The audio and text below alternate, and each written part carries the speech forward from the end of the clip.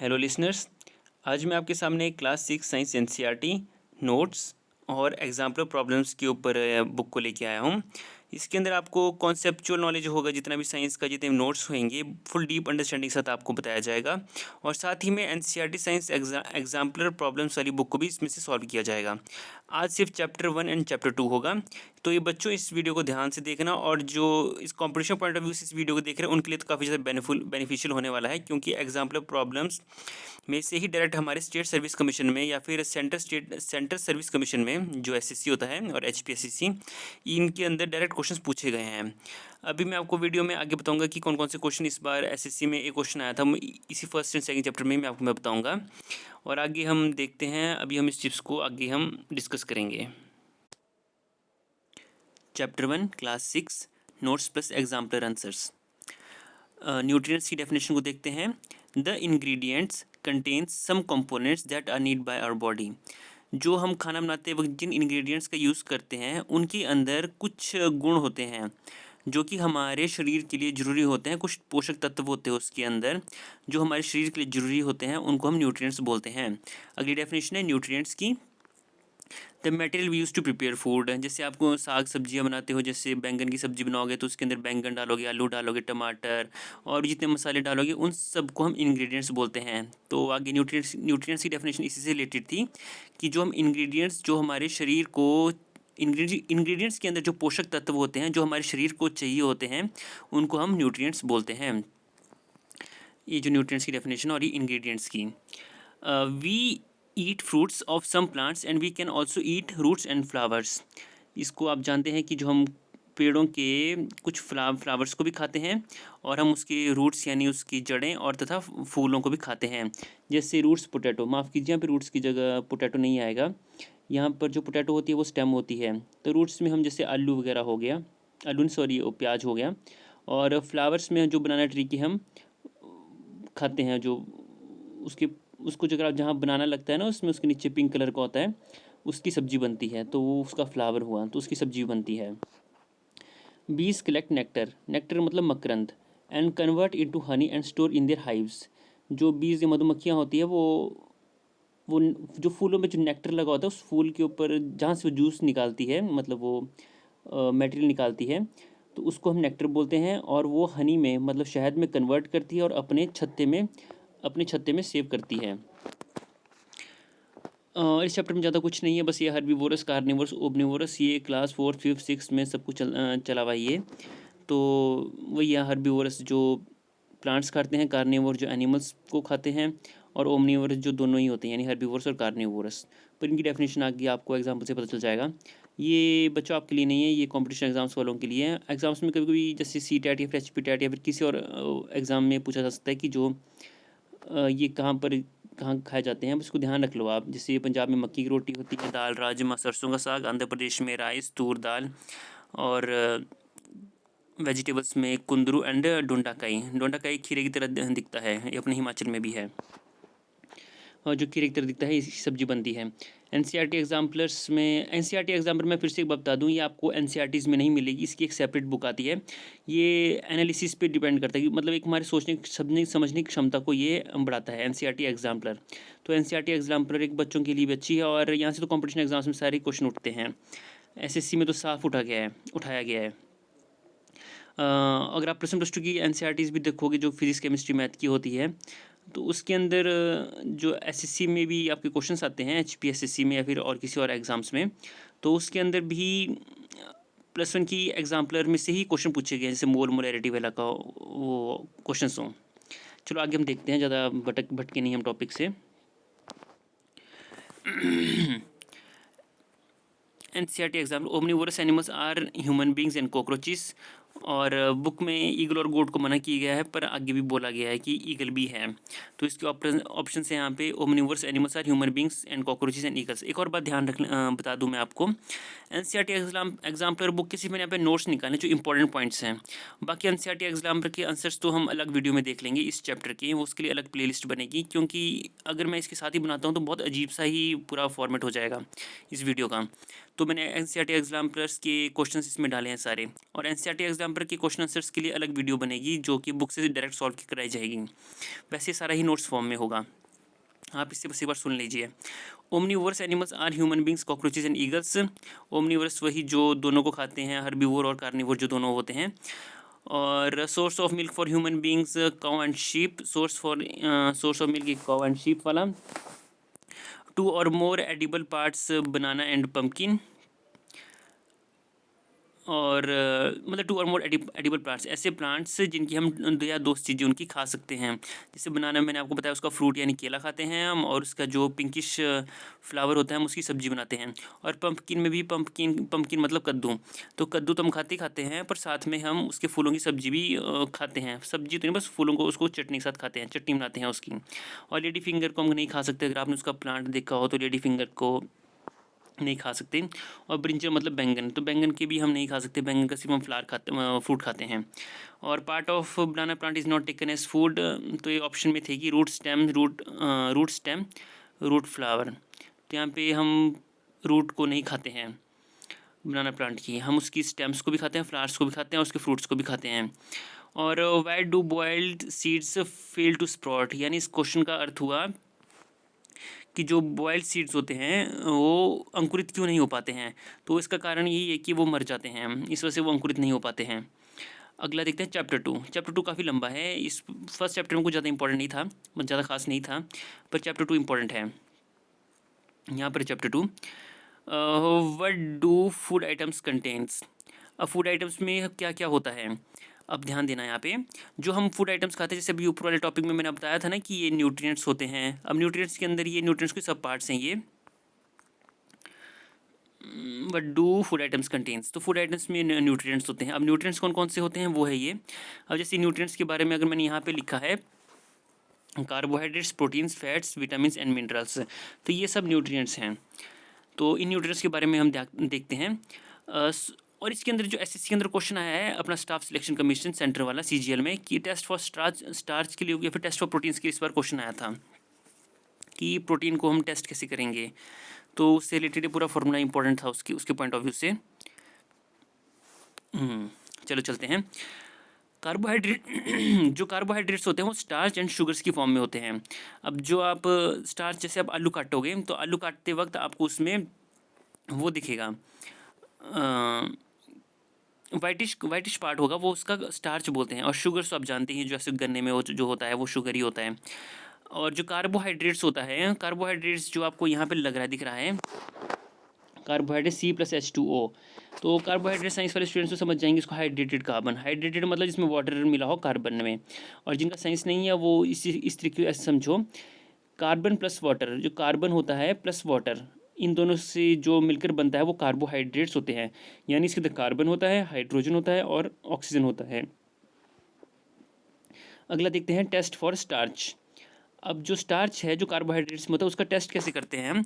तो इसके लिए iodine solution plus food item, और उससे जो ब्लू ब्लैक कलर मिलेगा वो आयोडीन स्टार्च के टेस्ट के लिए होगा। जैसे मान लो आगे आपको एग्जाम्पल में क्वेश्चन आया था कि एक लड़की थी और अपने मैडम के पास वो कुछ प्रैक्टिकल कर रही थी, तो उसकी मैडम की सलवार के ऊपर जो आयोडीन सॉल्यूशन था वो गिरा, ठीक है, और लड़की के उसके ऊपर भी गिरा, मतलब उसके कपड़े के ऊपर भी गिरा। पर जो मैडम जी का सलवार था वो ब्लू ब्लैक कलर में हो गया, और पर जो लड़की का सलवार थी वो उसमें कोई चेंज नहीं हुआ। तो इसका रीज़न यही था कि उसकी सलवार पे स्टार्च गिरा हुआ था, और जब आयोडीन सॉल्यूशन के साथ आया तो उसका कलर चेंज हो गया, यानी ब्लू और ब्लैक कलर में हो गया। और टेस्ट फॉर प्रोटीन्स वही होते हैं। प्रोटीन्स के बारे में आगे आपको अच्छी तरह बताया जाएगा कि प्रोटीन्स होते क्या हैं, अभी यहाँ पे ध्यान रख लो। प्रोटीन्स जो होते हैं, प्रोटीन्स को टेस्ट करने का फॉर्मूला है, फूड जो आपका होगा उसका पाउडर की फॉर्म में बना लो या फिर उसको जूस की फॉर्म में बना लो, और उसको 10 drops of water plus copper sulphate solution. और कॉस्टिक सोडा NaOH होता है, ये सोडियम हाइड्रोक्साइड होता है। अगर आप क्लास 7 में जब जाएंगे तब आपको इस NaOH सोडा के बारे में पता चलेगा कि NaOH होता क्या है, और CuSO4 कैसे हैं। CuSO4 थोड़ा हाई लेवल के लिए 9th-10th में होगा आपको ज़्यादातर इसके बारे में। तो वही है टेस्ट फॉर प्रोटीन्स का है, वही प्रोटीन्स लिया, पानी डाला, उसमें कॉपर सल्फेट और सोडियम हाइड्रोक्साइड यानी NaOH का वो डाला, तो उससे जो वॉयलेट कलर आएगा, ये आपको बस ऐसे ध्यान रखना है कॉम्पिटिशन पॉइंट ऑफ व्यू से बच्चों के लिए। और फैट्स के लिए तो फैट्स तो आप जानते ही हो, अगर आपके सिर में जो आप तेल लगाते हो सरसों का या फिर किसी और चीज़ का या फिर नारियल का, तो अगर आप उसके ऊपर अपने पेपर अगर आप उसके ऊपर रगड़ते हैं तो आपको उस पर ऑयल दिखता है, तो वो ऑब्वियसली वो फैट का ही वो है। और मेजर न्यूट्रिएंट्स, एक तो था माइनर न्यूट्रिएंट्स, फिर यहाँ पे माइनर न्यूट्रिएंट्स में इसलिए नहीं लिखा है क्योंकि मेजर न्यूट्रिएंट्स होता है बॉडी के लिए। माइनर न्यूट्रिएंट्स आपको लुसेंट की बुक में मिलेगा। तो मेजर न्यूट्रिएंट्स ही देख लेते हैं, carbohydrate, protein, fats, minerals and minerals, vitamin and minerals. अब देखते हैं आगे, डाइल्यूट सॉल्यूशन ऑफ आयोडीन। अब हमने ऊपर आयोडीन की बात की गई थी ना यहाँ पे कि आयोडीन सॉल्यूशन क्या होता है। अब हम देखते हैं आयोडीन सॉल्यूशन होता क्या है। डाइल्यूट सॉल्यूशन, डाइल्यूट मतलब किसी चीज़ को गाढ़ा से कम कर दिया हुआ। जैसे आप किसी चीज़ को फ्रूट बना, जैसे आप फ्रूट्स का मतलब जूस निकालते हैं, जैसे स्क्वैश होता है, स्क्वैश समझते हैं ना, लीची का स्क्वैश होता है जो आप उसका जूस पीते हो जिसमें पानी मिला डाल के पीते, जैसे रूह अफ़ज़ा भी होता है। रूह अफ़ज़ा में जैसे आप उसमें कुछ मिलाते हो, पानी मिलाते हो, तो उसका वो डाइल्यूट सॉल्यूशन मिलता है, यानी जो कम गाढ़ा हो। तो इसका डाइल्यूट सॉल्यूशन बनता है कि dilute solution of iodine can be prepared by adding a few drops of tincture iodine, यानी आयो2, जो एक मतलब नॉर्मल आयोडीन हो, जैसे आपके NaCl होता है ना, सोडियम खाने वाला, उसको जो आप टेबल सॉल्ट होता है NaCl, उसी प्रकार का एक अलग मटेरियल फॉर्म में होता है I2। तो उस I2 को हम हाफ फिल टेस्ट ट्यूब में लेंगे और उसको वाटर में मिक्स करेंगे, मतलब एक few drops of tincture iodine to half fill test tube with water. बस वही है कि जैसे आप खाने वाले इस नमक को आप पानी में मिलाएंगे हार्ट टेस्ट ट्यूब में, तो उससे एक सॉल्यूशन बन जाएगा। और वैसे यहाँ पे टिंचर आयोडीन का लेंगे और उसको पानी में मिलाएंगे, उसका सॉल्यूशन बन जाएगा। और वैसे ही कॉपर सल्फेट एक ब्लूइश कलर का होता है, इसको आप 7th क्लास में फिजिकल और केमिकल चेंज वाले टॉपिक में इसका आराम से पिक्चर्स देखना, वहाँ पर है ये। पर कॉपर सल्फेट का बता दूँ, वो ब्लू कलर का होता है। Copper sulphate solution can be prepared by dissolve 2 gram of CuSO4 in 100 ml of water. वही जैसे मैंने आपको बताया था कि नमक लोगे और उसको पानी में घोलोगे, वैसे ही 2 ग्राम ऑफ CuSO4 होगा कॉपर सल्फेट, उसको 100 ml ऑफ वाटर में डालना है। ये तो कॉन्सेंट्रेशन है 2G और 100 ml की। और फिर 10 gram of caustic soda NaOH in 100 ml of water and form solution of caustic soda, यानी कॉस्टिक सोडा वही NaOH को यानी सोडियम हाइड्रोक्साइड को हम 10 ml ऑफ वाटर में लेंगे। तो ये कंपटीशन वाले बच्चों के लिए ध्यान थोड़ा रख लें बस ऐसे ही। और आगे देखते हैं अब, what do various nutrients do for our body. जो न्यूट्रिएंट्स होते हैं वो हमारे शरीर के लिए क्या क्या करते हैं। जो मैं भी न्यूट्रिएंट्स के बारे में हमने ऊपर पढ़ा था कि न्यूट्रिएंट्स हमारे शरीर के लिए क्या क्या करते हैं, वो हम देखेंगे। अब कार्बोहाइड्रेट्स, अब न्यूट्रिएंट्स होते हैं ना, वो मेजर न्यूट्रिएंट्स के बारे में बात कही थी आपको कि कार्बोहाइड्रेट्स होते हैं। तो carbohydrates mainly provide energy to our body. अब जो आपको नोट्स बनाए गए हैं ये बिल्कुल ही 5-6 बार पढ़ के आपको एकदम अच्छी तरीके से नोट्स निकाले गए हैं। इसके अंदर एक सवाल नहीं पैदा होता है कि मतलब इसमें से आपका कोई क्वेश्चन छूटेगा भी एग्जाम्स में या फिर एग्जामिनेशन पॉइंट कॉम्पिटिशन एग्जाम्स में भी और स्कूल एग्जाम्स में भी। मतलब एक एक चीज़ को बिल्कुल ध्यान से इस चीज़ को बनाया गया, तो इस चीज़ को आपने ध्यान से देखना है। आप चाहे खुद पढ़ के देख सकते हो सेकंड चैप्टर, उसमें अगर आपको एक भी चीज़ नहीं छूटी होगी, ये नोट्स इतने ज़्यादा बेनिफिशियल होंगे आपके लिए। तो देखते हैं, carbohydrates mainly provide energy to our body and carbohydrates जो होते हैं वो हमारे बॉडी को एनर्जी प्रोवाइड करते हैं, जैसे इंस्टेंट एनर्जी प्रोवाइड करते हैं वो कार्बोहाइड्रेट्स होते हैं। और जो fat give us more energy, जैसे आप काम करते हैं ना, जैसे एकदम आप कुछ खेतों में जब आप काम करते हो या फिर आप अपने जिम में वर्कआउट करते हो या फिर किसी चीज़ को काम, जैसे आप रनिंग करते हो, तो आपको एनर्जी जो मिलती है वो आपको कार्बोहाइड्रेट से ही मिलती है। तो इसका है fat and carbohydrates give us, जो फैट एंड कार्बोहाइड्रेट्स ये दोनों ही हमें एनर्जी देता है, पर फैट्स में मोर एनर्जी होती है। और एक चीज़ और मैं आपको बता दूँ, इसमें आपको बुक में नहीं था लिखा हुआ, तभी रेड पेन से लिखा है यहाँ पे। जो कार्बोहाइड्रेट्स होते हैं वो इंस्टेंट एनर्जी देते हैं, मतलब वो सबसे पहले यूटिलाइज होते हैं और उसके बाद वो फैट्स का नंबर आता है। सबसे पहले हमारे शरीर में से कार्बोहाइड्रेट्स खत्म होंगे, फिर उसके बाद फैट्स यूटिलाइज होंगे। अब आगे देखते हैं, जो फैट्स होते हैं वो हमें ज़्यादा एनर्जी देते हैं कार्बोहाइड्रेट्स से, मैंने आपको बता दिया है। Food contains fats and carbohydrates are also called energy giving food. Energy giving food को ध्यान रखना है यहाँ पे। एनर्जी गिविंग फूड का अर्थ हुआ कि जो हमें एनर्जी देते हैं, फैट्स एंड कार्बोहाइड्रेट्स हमें एनर्जी देते हैं, ये आप ध्यान से करना। अगला देखते हैं प्रोटीन्स, मैंने आपको बताया था ना प्रोटीन्स के बारे में भी। These are need for the growth and repair of our body. ये हमारे शरीर को बढ़ाने के लिए, मतलब आपको तंदुरुस्त देने के लिए, जैसे आपकी बोन्स को स्ट्रॉन्ग करने के लिए, मतलब आपको ग्रोथ बढ़ाने के लिए, जैसे आपकी छोटी हाइट से बड़ी हाइट करने के लिए, और रिपेयर ऑफ आवर बॉडी, अगर हमारे कट वगैरह लग जाता है उस चीज़ को रिपेयर करने के लिए है। अब इन्हें क्या बोला जाता है, they are also called body building foods. ये बॉडी बिल्डिंग फूड्स को ध्यान रखना है यहाँ पे कि प्रोटीन्स को बॉडी बिल्डिंग फूड्स बोलते हैं और कार्बोहाइड्रेट्स को एनर्जी गिविंग फूड्स बोलते हैं। और क्या कार्बोहाइड्रेट्स किन किन में मिलता है बस आपको ध्यान रखना है। जो सूखी चीज़ें हैं यहाँ पे, कार्बोहाइड्रेट्स हमें किन से मिलता है, गेहूँ, जो आप रात को चपातियाँ खाते हो और जो चावल खाते हो, मतलब जो हम डेली रूटीन में खा रहे हैं, जैसे आप चावल तो खाते ही होंगे और चपातियाँ खाते होंगे। बाजरा, बाजरा की रोटी हम पहले के ज़माने में खाई जाती थी, इससे थोड़ी ब्लैक कलर की रोटियाँ बनती हैं। पोटैटो, पोटैटो में तो कार्बोहाइड्रेट होता ही है, मैंने स्टार्च की फॉर्म में मैंने आपको बताया था अभी। स्वीट पोटैटो तो एक ही फैमिली से हैं। शुगर की, शुगर केन में शुगर होती है ना, मैंने आपको बताया था कि शुगर और जो स्टार्च होता है वो कार्बोहाइड्रेट्स होते हैं। बस पपाया का, वाटरमेलन, मैंगो, मेज़, इनका ध्यान रख लेना। मेज़ मतलब मक्का, मैंने आपको बताया था कि मक्का, गेहूँ और जो राइस होते हैं हम डेली रूटीन्स में खाते ही खाते हैं, जैसे सरसों का साग वाला मक्का। और मैंगो, मेलन, वाटरमेलन और पपाया, इन तीनों का ध्यान रख लेना कि वाटरमेलन, पपाया और मैंगो ये तीनों ही येलो कलर की, सॉरी, पपाया और मैंगो येलो कलर का होता है और वाटरमेलन रेड कलर का होता है। तो ये तीनों ही कार्बोहाइड्रेट्स में रिच होता है।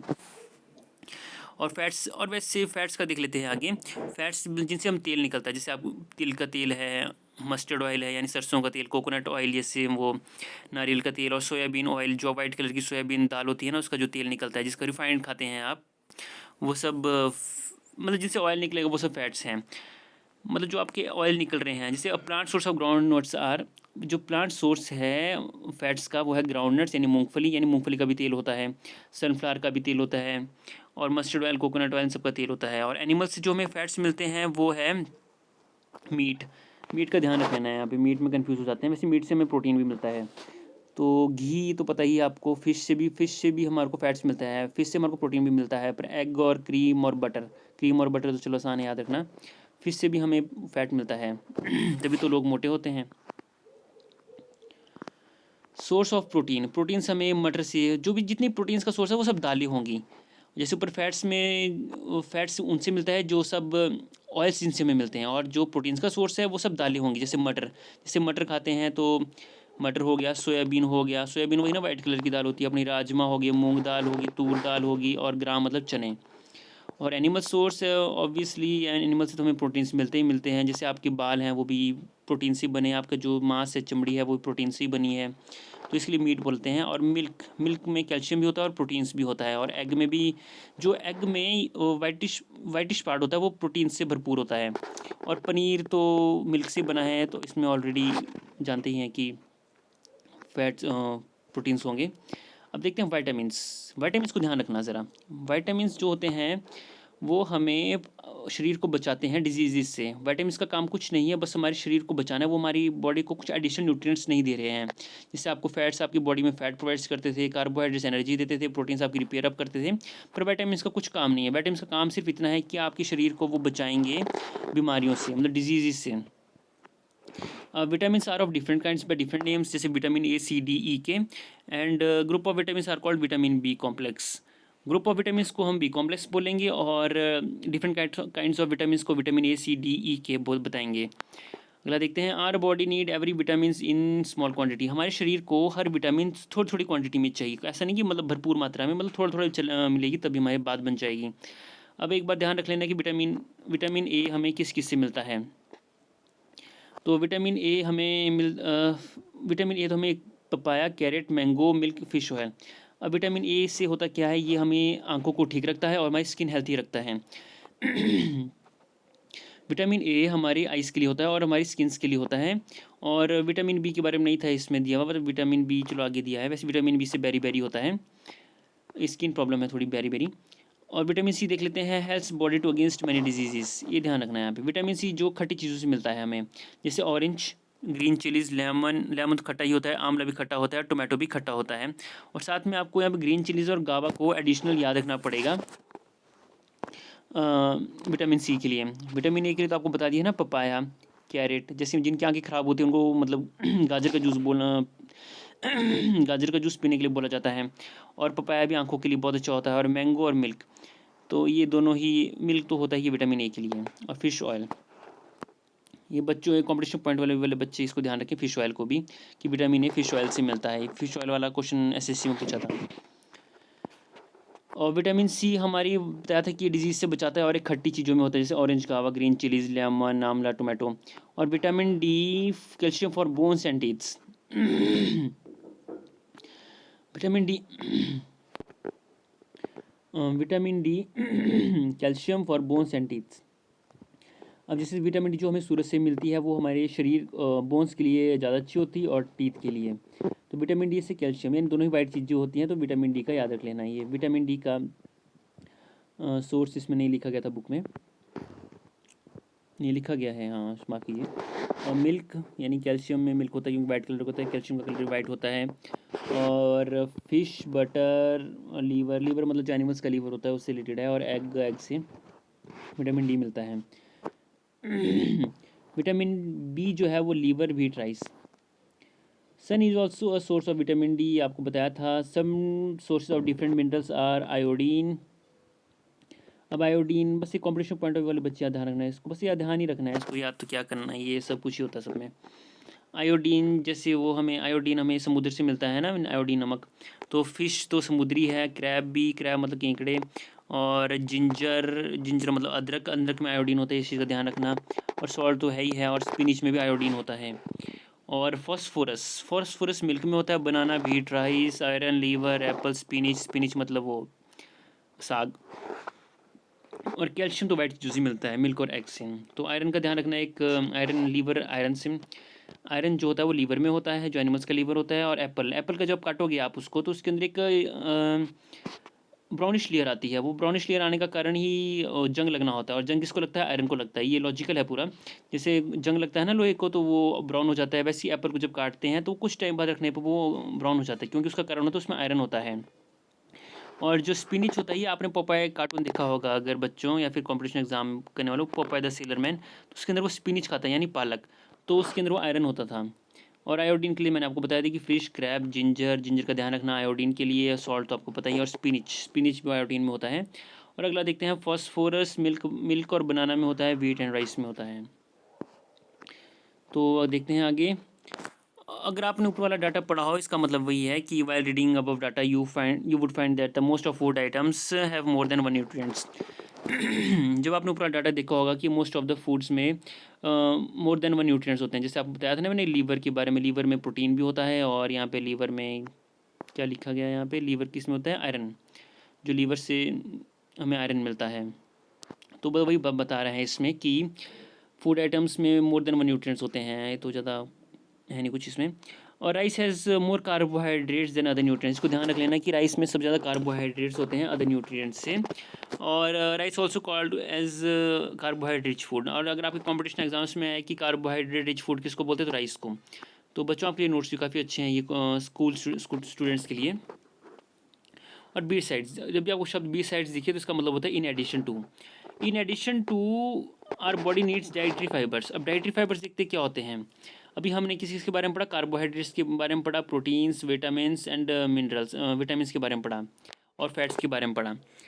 तो अब हम पढ़ेंगे जो हमारा फिफ्थ टॉपिक होगा, ये कार्बोहाइड्रेट्स फर्स्ट था हमारा, प्रोटीन सेकंड था, फैट्स थर्ड था, और फोर्थ हमारा विटामिन्स था, और फिफ्थ हमारा ये है डाइटरी फाइबर्स।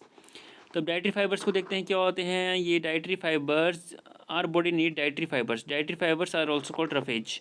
आगे देखते हैं, roughage is mainly provided by plant products in our food. इस चीज़ को बिल्कुल ध्यान रख लेना, जो रफेज होती है वो प्लांट प्रोडक्ट से ही हमें मिलता है और किसी और चीज़ से नहीं मिलता है।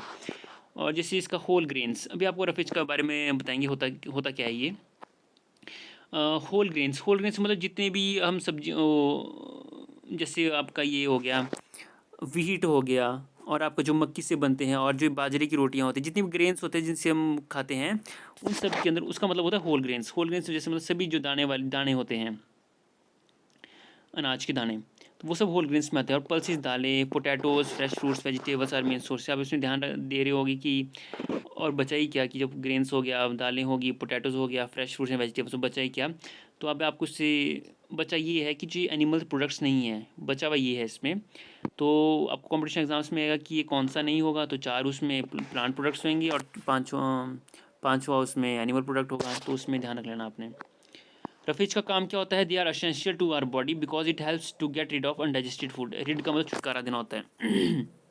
हाँ रेडी, रिड, रिड का मतलब छुटकारा देना।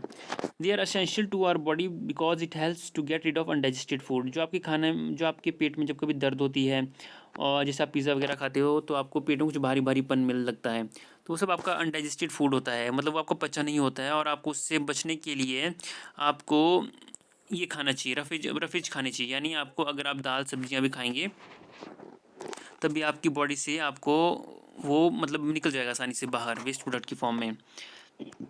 और रफेज की एक और बात है कि हमें कोई शरीर को ये न्यूट्रिएंट्स प्रोवाइड नहीं करते हैं। और आगे देखते हैं वाटर का क्या काम है। Water helps our body to absorb nutrients from food. Water का काम भी कुछ नहीं है, ये भी रफेज और वाटर एक जैसे ही हैं। वाटर का काम कुछ नहीं है, वाटर का काम सिर्फ इतना है कि जो भी आपने पौष्टिक खाना खाया है उससे पोषक तत्व यानी उससे न्यूट्रिएंट्स निकालना ही वाटर का काम है। अगला देखते हैं बैलेंस डाइट। अभी तक हमें जो पढ़ा वो अगली बार आपको सिस्टमेटिक मटेरियल दिया जाएगा पूरा कि हमने क्या क्या पढ़ा है अभी तक। अब बैलेंस डाइट देख लेते हैं। अब एक सबसे पहले देखो डाइट होता क्या है। The food we normally eat in a day is a diet. जो आप दिन भर खाना खाते हो, जैसे आप सुबह खाते हो, शाम को खाते हो और दिन को खाते हो, वो आपकी डाइट होगी। उस डाइट में आप कितनी चपातियाँ खा रहे हो, क्या खा रहे हो, कौन कौन सी न्यूट्रिएंट्स ले रहे हो, वो सब डाइट में आता है। अब देखते हैं बैलेंस डाइट क्या होता है। एक तो होगी डाइट और दूसरा होता है balance diet. In a diet consist of proper nutrients, roughage and water. Diet में हमें प्रॉपर न्यूट्रिएंट्स होंगे यानी कार्बोहाइड्रेट, प्रोटीन्स और विटामिन्स और साथ में रफेज एंड वाटर, इन सबको मिला के बैलेंस डाइट बनती है। Food must be cooked properly. ये तो आप जानती हो खाना तो पकाना ही चाहिए, पर वो ढंग से पकाना चाहिए क्यों, ताकि उसके न्यूट्रिएंट्स लॉस्ट ना हो जाएं। Vegetables and fruit must wash before peeling, after peeling nutrients में लॉस्ट। पहले आपको वेजिटेबल्स धोने चाहिए फिर उसके बाद काटने चाहिए। पहले ऐसे नहीं कर सकते हम कि पहले काट दो फिर धो दो, और इस कारण उससे उसके न्यूट्रिएंट्स लॉस्ट हो सकते हैं। Skin of vegetable and fruits contain minerals. जो स्किन होती है फ्रूट्स की उसमें मिनरल्स होते हैं, जैसे एप्पल है। अब एप्पल्स कैसे बोला जाता है कि उसके छिलके में ज़्यादा पौष्टिक तत्व होते हैं एज़ कम्पेयर टू उसका जो अंदर का पार्ट होता है। और vitamin C easily destroyed by heating during cooking. ये सबसे इंपॉर्टेंट है, कॉम्पिटिशन वाले ध्यान रखना इसको। विटामिन सी जो होता है वो कुकिंग करते हुए जलने से ख़त्म हो जाता है। Taking too much fat rich food में सफ़र फ्रॉम ओबेसिटी। अगर आप बहुत सारा फैट रिच फूड खाएंगे, अगर आपने एनसीईआरटी में देखा होगा कि एक बच्चे ने ऐसे बोला था कि अगर मैं सिर्फ फैट रिच फूड ही खाऊंगा तो उससे उसके शरीर को होगा क्या, मतलब वो ज़्यादा न्यूट्रिएंट्स खाने लेने के चक्कर में था तो उसको कुछ नहीं हुआ, उसको मोटापा हो गया। ओबेसिटी का मतलब मोटापा हो गया। जब आप बहुत ज़्यादा फैट रिच फूड खाओगे तो उससे आपके शरीर में ओबेसिटी होगी यानी मोटापा आएगा। अब डेफिशिएंसी डिजीज़।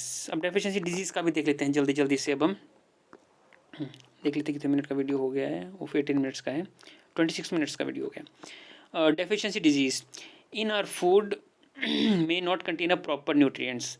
अब जो हम खाना खाते हैं, जैसे बैलेंस डाइट था ना, बैलेंस डाइट में हम सब कुछ बैलेंस ले रहे थे, पर अगर मान लो हमारे खाने में अगर प्रॉपर न्यूट्रिएंट्स नहीं हो और काफ़ी समय तक ऐसे ही चला रहा तो आपको डेफिशिएंसीज हो सकती हैं। जैसे आप बच्चे वो चिप्स वगैरह खाते हैं, ज़्यादातर वो खाना नहीं खा पाते हैं, नहीं खाते हैं वो, क्योंकि वो ज़्यादा टेस्ट के कारण या फिर टेस्ट के कारण ही वो जंक फूड्स खाते हैं।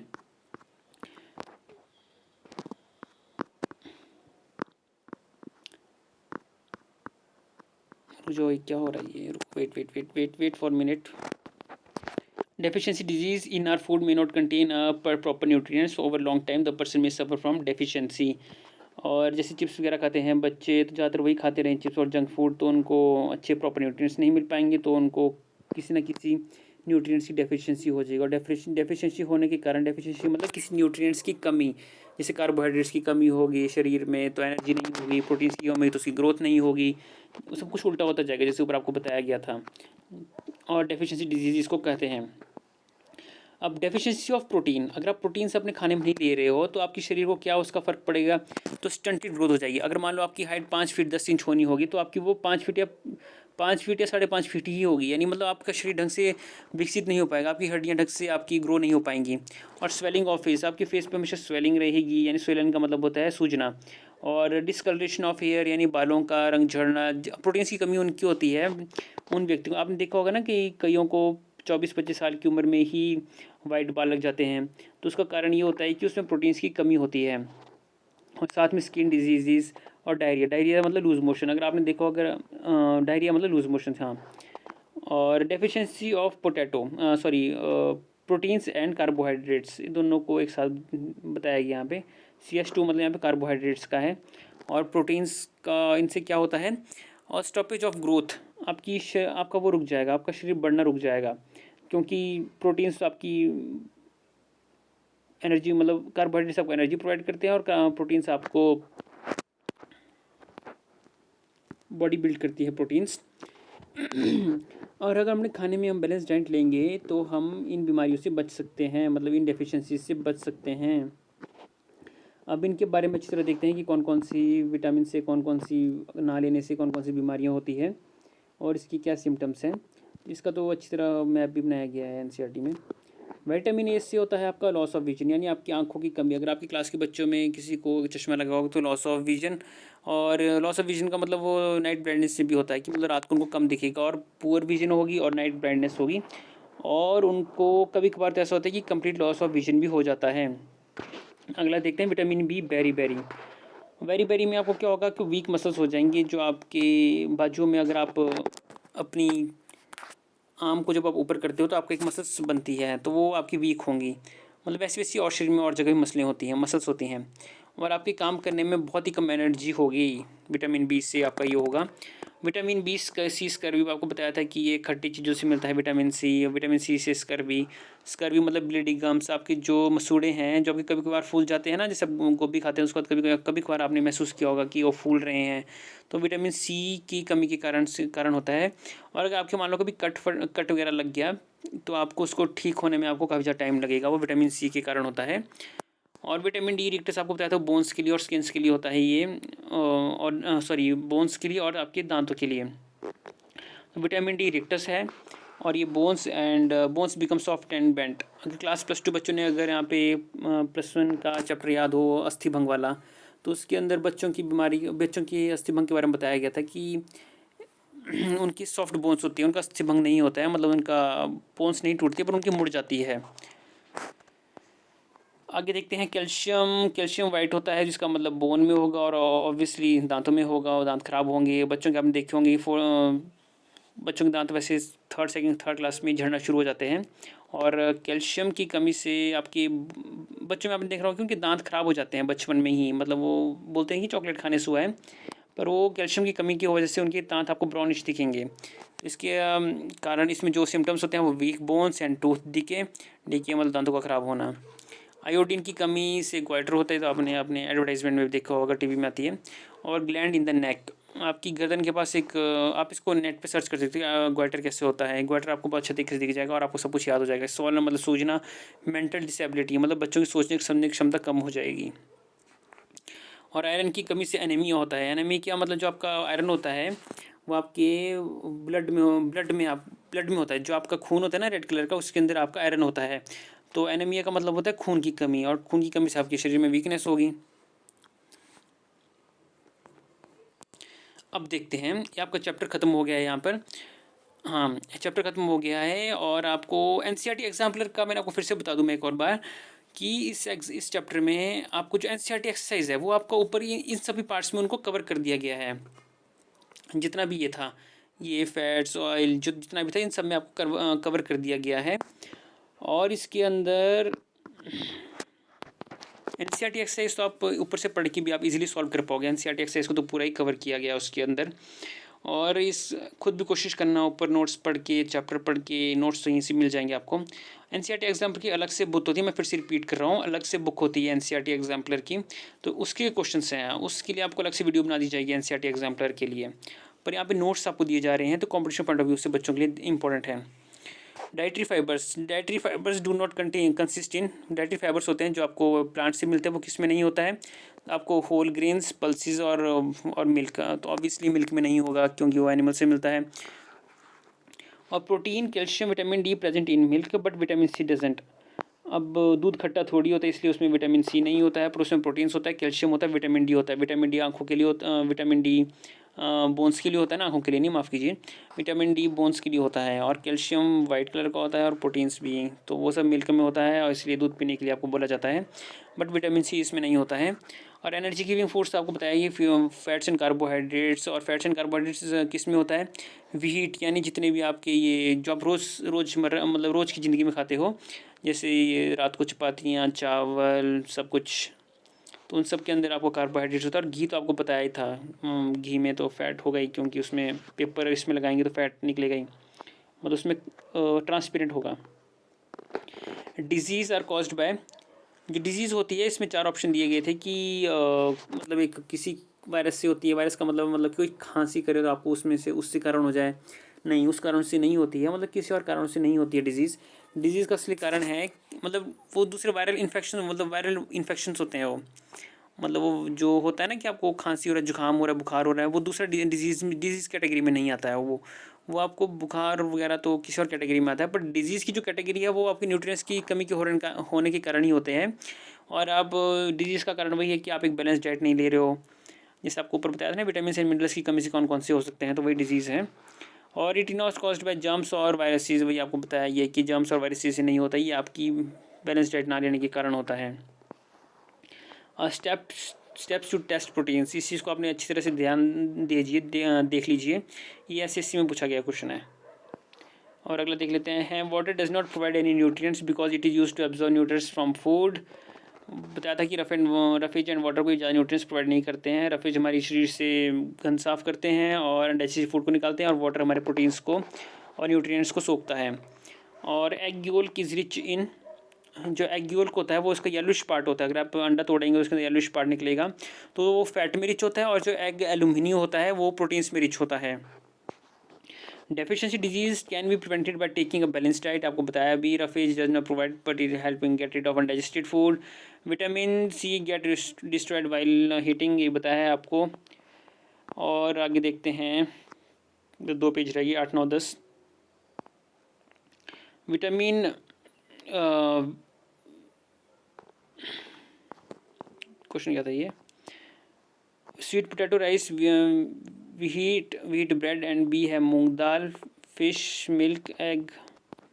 इसमें से आपको ये बताना है कि जो कार्बोहाइड्रेट्स हैं, जो ए से हमें कार्बोहाइड्रेट्स कौन कौन से किस किस से मिलते हैं, और आपको यहाँ पे बी दिखाया ना प्रोटीन्स, तो प्रोटीन हमें किस किस से मिलता है, वो मूंग दाल जितनी दालें वगैरह होती हैं, और सी फैट यानी mustard oil, milk, egg, butter, वो सब कुछ ही है। ABC ये है कि जिनके आगे ए लिखा गया है वो सब कार्बोहाइड्रेट्स होते हैं उनमें, जिनके आगे बी लिखा गया वो प्रोटीन्स, और सी वाला फैट्स।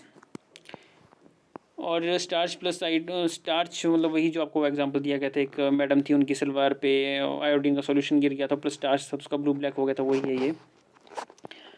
और वही है कि खाना कैसे पकाना चाहिए, wash, peel, cut, cook potatoes for minimum loss of nutrients. काटने का तरीका है कि पहले पहले धोना चाहिए, फिर काटना चाहिए। और फिर जो वही है vitamins and minerals are very important because they help in protecting our body against disease, ये सब कुछ वही रिपीट है। NCERT एग्जाम्पलर है, ये ध्यान रखना इसका। और H2O, water helps our body to absorb nutrients moving waste through urine and sweat, water से हमारा यूरिन एंड स्वेट निकलेगा, रफेज से हमारा दूसरा वेस्ट मटेरियल निकलेगा, ये ध्यान रखना इसका। Lack of nutrients deficiency, rice and potato rich in carbohydrate starch, मतलब ये NCERT एग्जाम्पल में सब कुछ ऑलमोस्ट कवर किया गया, पर उससे ज़्यादा मतलब नोट्स में आपको सब कुछ कवर करके दे दिया गया है, तो NCERT तो आपको एग्जाम्पल देखने की जरूरत है बस एक बार। Deficiency of disease in bones making it become soft and bent, यानी रिक्टस होता है डेफिशिएंसी डिजीज। और अगला देखते हैं, the diet that provide all the nutrients that our body needs in right quantities along with roughage and water balance diet बताया था ये। डेफिशिएंसी डिजीज ब्लीडिंग गम्स, यानी आपको बताया था कि विटामिन सी की कमी से होता है स्कर्वी, वो आपकी जबड़ों पे मसूड़ों पे फूल जाते हैं, वो स्कर्वी होता है। और डेफिशिएंसी ऑफ आयोडीन ग्वाइटर, ये आपको मैंने इंटरनेट पे वीडियो देखने को बोला, पिक्चर देखने को बोला ग्वाइटर कैसे दिखता है।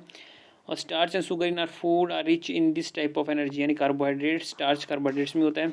The term given to useful component of foods nutrients, deficiency of iron in diet, anaemia, iron बताया था ना आपको, खून की कमी, वो आयरन में आपको जो आपका आयरन होता है वो खून में होता है, एंड हीमोग्लोबिन जिसको बोलते हैं। Green leafy vegetables, liver, apples are rich in the mineral iron, आपको बताया था ना कि जो आपका ग्रीन लीफी वेजिटेबल है वो क्या बोलते हैं उसको, जो पपाया खाता है, साग सब्जियां, स्पिनिच, और जो लीवर होता है, और जो एप्पल्स का आपको एग्जांपल दिया था, काटने के बाद वो ब्राउनिश दिखता है, तो आयरन होता है उसमें। Deficiency due to B1 beriberi. और food items rich in carbohydrates, जो हम डेली रूटीन में खाते हैं कार्बोहाइड्रेट, वही है ना chapati. Egg is rich in protein, calcium and vitamin D. Butter is rich source of fat, butter मतलब वो तेल ही होता है, इससे घी बनता है, तो फैट में ही होगा obviously. Milk provides proteins, vitamin D and calcium, इसका ध्यान रख लेना है कि इसमें विटामिन डी प्रोवाइड करता है मिल्क, कैल्शियम प्रोटीन भी देता है ये, और कैल्शियम तो देता ही देता है। पपाया का ध्यान रख लेना, is rich in vitamin A, spinach is good source of the minerals iron, और both eggs and peas are rich in proteins. तो ये चैप्टर खत्म हो गया है NCERT एग्जाम्पलर। अगर आप NCERT एग्जाम्पलर के लिए तो वैसे अलग से वीडियो बनाई जा सकती थी, पर अगर NCERT एग्जाम्पल इसमें डालते हैं तो उससे कुछ अजीब सा ही हो जाता है। तो मैंने बना के देखा था, तो उससे कुछ मज़ा भी नहीं आ रहा था। तो ये सारे नोट्स है, कंप्लीट हो गया चैप्टर 1 एंड 2। इसमें 3 एंड 4 को हम आगे देखते हैं। और अगर अच्छा लगे, नोट्स अच्छे लगे तो सब्सक्राइब कीजिए, और आपको इसकी PDF आपको टेलीग्राम ग्रुप पर मिल जाएगी। और टेलीग्राम ग्रुप पर आपको कंपाइल्ड PDF ही दी जाएगी। वैसे आपको क्लास चैप्टर 1 से लेकर जितने भी इसमें चैप्टर हैं 17-18। चलो ठीक है, इस चैनल को सब्सक्राइब कीजिए अगर अच्छा लगे आपको नोट्स।